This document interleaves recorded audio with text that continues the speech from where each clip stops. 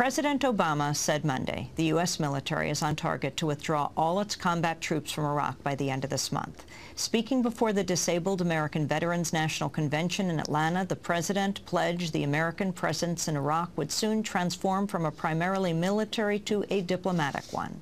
I made it clear that by August 31st, 2010, America's combat mission in Iraq would end.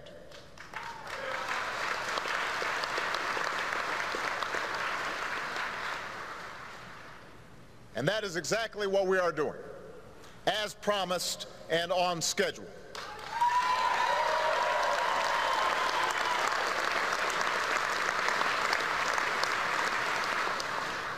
Already, we have closed or turned over to Iraq hundreds of bases. We're moving out millions of pieces of equipment in one of the largest logistics operations that we've seen in decades. By the end of this month, we'll have brought more than 90,000 of our troops home from Iraq since I took office. More than 90,000 have come home.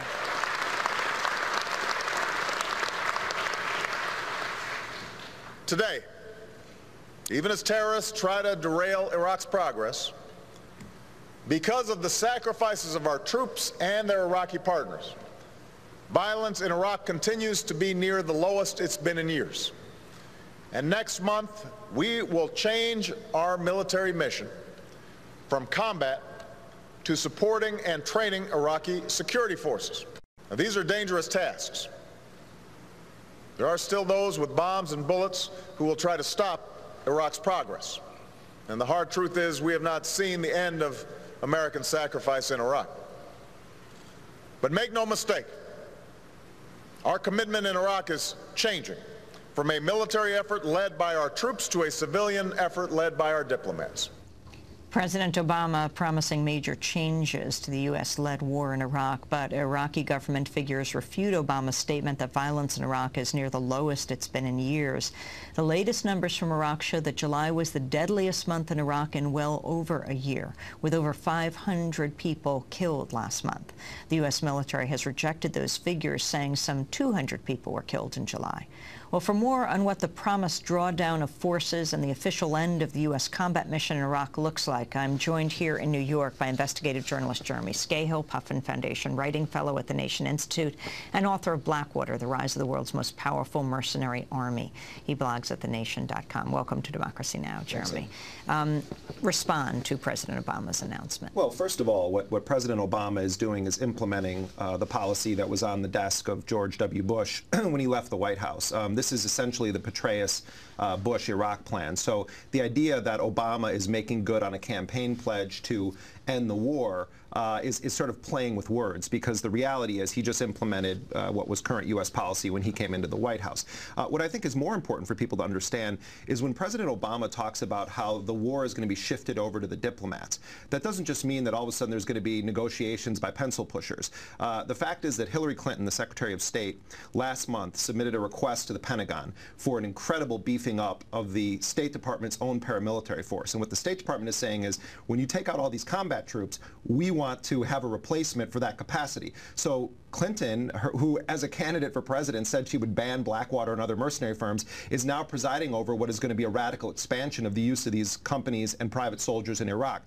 The U.S. Embassy is the size of 80 football fields. You know, it's the size of Vatican City. The Vatican has embassies around the world. Our embassy is the size of the Vatican. Is it the largest U.S. embassy in the world? It's the largest embassy of any country in the history of civilization. I mean, it's a city unto itself, and it necessitates, Hillary Clinton believes, between 6,000 and 7,000 private security operatives.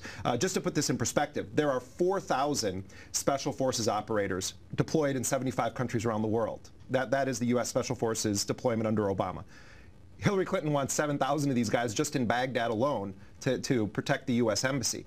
The State Department also has plans to remake some U.S. bases into what they call enduring presence posts, EPPs.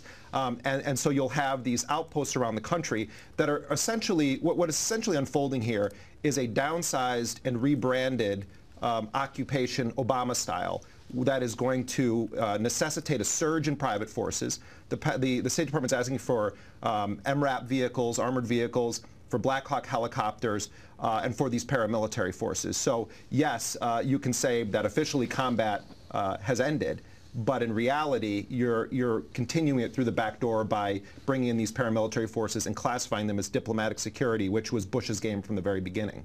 What about the level of violence currently in Iraq? Well, I mean, you know, as you said in the intro to this segment, the U.S. we heard President Obama say that violence is at an all-time low. The Iraqi government says that all-time high since 2008 to now, July, 500 people being killed.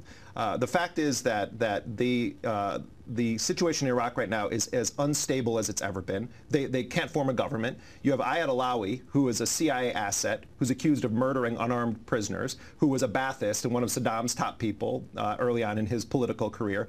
And then you have Nouri al-Maliki, who has been a pliant sort of U.S. puppet. Those two, it's the CIA guy versus the White House's guy, kind of fighting for control of Iraq right now. The vast majority of people don't have consistent access to potable water, to electricity, to gasoline in one of the richest, oil-richest countries in the world. Oil production levels are below the Saddam-era level right now. And under Saddam's Iraq, there were crippling sanctions led by the United States that were classified as UN sanctions.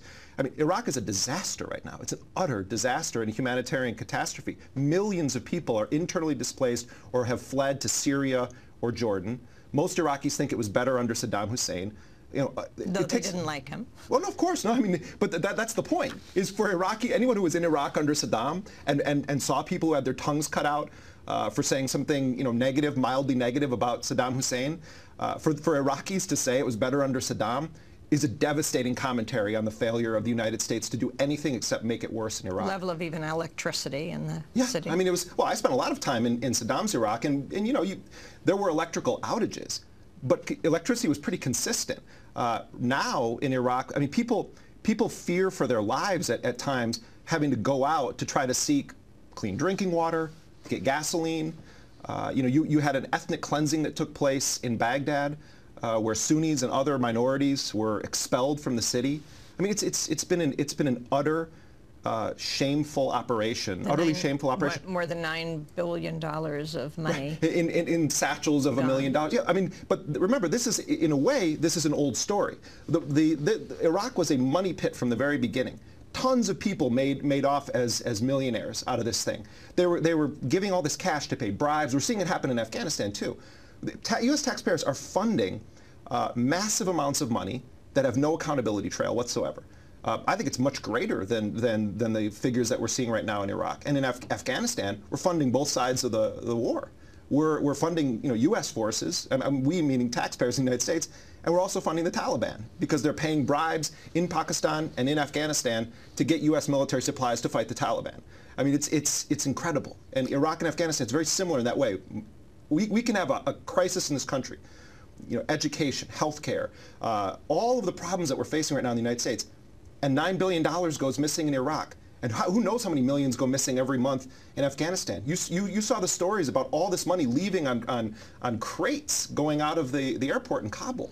I mean, what is going on? How can the Democrats not raise this issue, not make this you know, one of the key points? 100 of them say, you know, they vote against the war funding. Why are the other Democrats even voting for this anymore? Who's representing the people here? Jeremy,